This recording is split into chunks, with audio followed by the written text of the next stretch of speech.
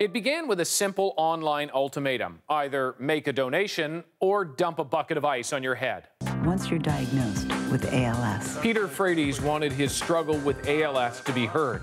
So back in 2012, he made a video. Creating awareness for ALS is, kind of my main focus. Difficult to watch, it received just a few thousand hits. Fast forward to this summer, and Frates got creative. Daring his friends on Facebook to take the ice bucket challenge, he had no idea what would happen next.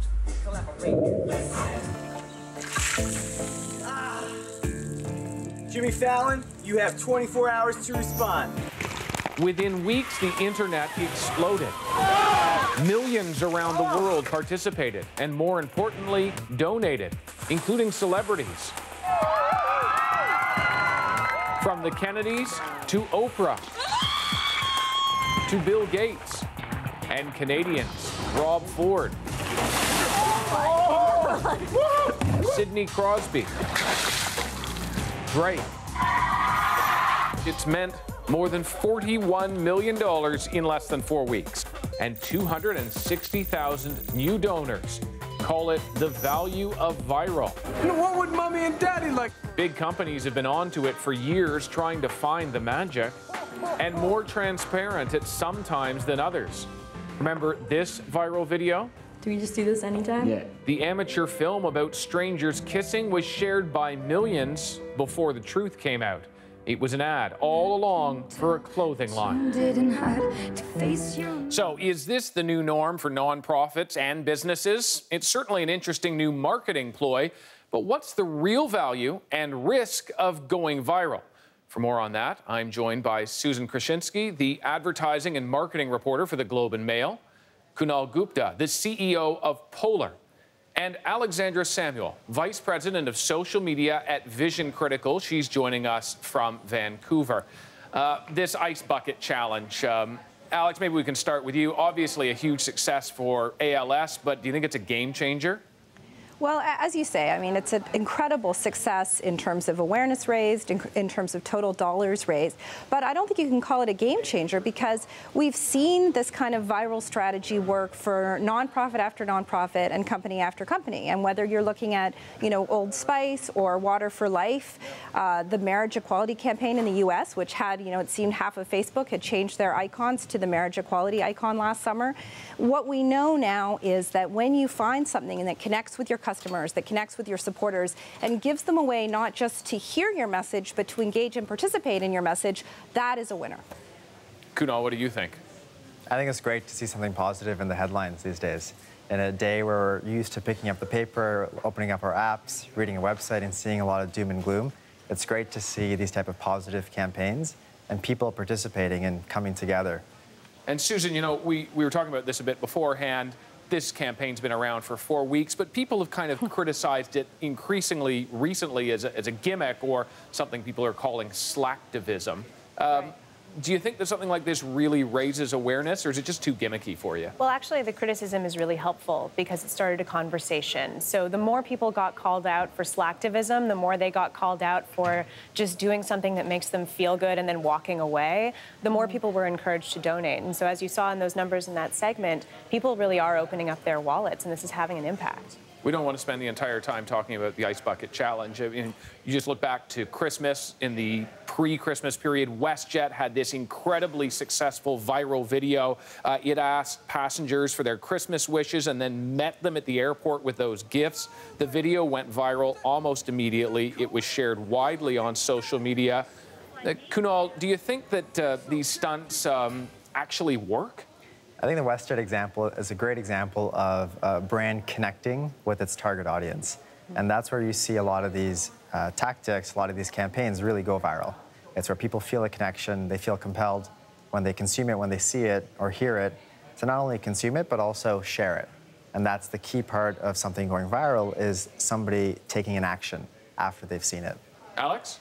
Yeah, well, I mean, I think that's what's so exciting about these campaigns, is not just the individual viral success, because, to some extent it's like lightning in a bucket, right? So what is really exciting is brands starting to recognize that they can't assume that they have an audience, and they have to actually find something that their customers are going to respond to. And that in turn is part of this bigger picture where more and more companies, more and more organizations, and governments as well are really investing in getting to know their customers, hearing from people more, engaging in conversation so that they can understand what people are going to respond to.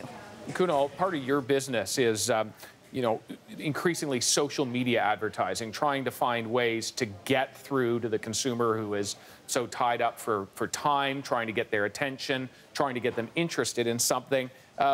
Is this a new way when you consider that the old way, if you will, was magazines, newspapers, TV? Is this the only way that companies ought to be looking now? I think in a world where people are so connected, but they're also better informed, they're better educated than ever before, the way marketers and advertisers are going to appeal to users is changed now. It's changed forever.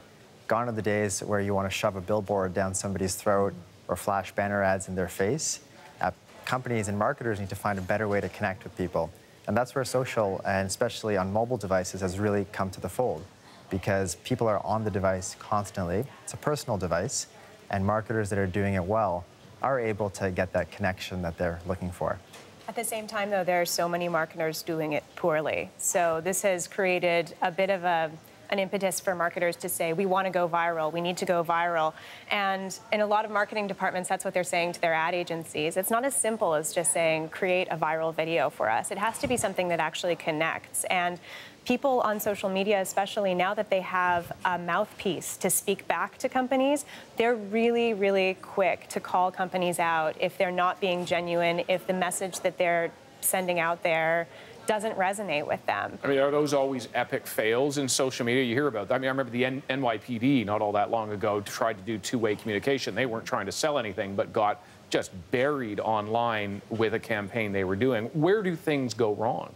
Things go wrong when companies don't listen, and I think also things can go wrong when companies pretend that they're friends with their consumers. You see a lot of that on social media, the whole, hey, it's Tuesday, who feels like a Coke today? Not to call out one brand over another. Coke has a lot of great marketing. They're doing okay. They're doing okay. They can take it, but there is a lot of pretending that companies are friends with consumers, and you have to walk that line between a friendly, conversational tone that will resonate and maybe getting a little bit too close and feeling like they want to just hop in on every joke. Alex, how do you think you find that magic?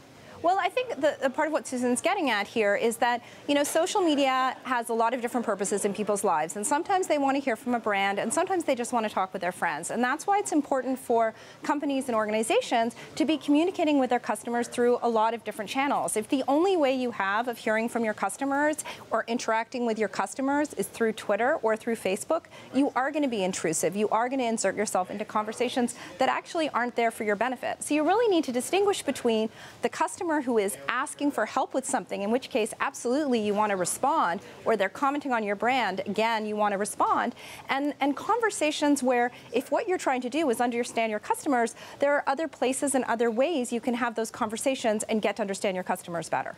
I want to talk about this phrase that's a good word for companies and a bad word for a lot of consumers, native advertising, essentially where you take what is an ad and make it look like it belongs in a magazine and is not an ad. You can all work in this specific area. Can you expand on why companies would want to do something like that? Yeah, so our company works with media companies around the world, and we've actually served the most amount of native ads than any other company on the planet. Over 1 billion native ads in the last year. Wow. So we've looked at the data, and we've seen that people are engaging with this content. So that's why companies go for it. It works. It's an effective marketing medium, and it's most commonly seen on social media. So sites like Facebook and Twitter are all running native advertising. That's how the services are free for users, as well as a lot of media sites and publishing sites.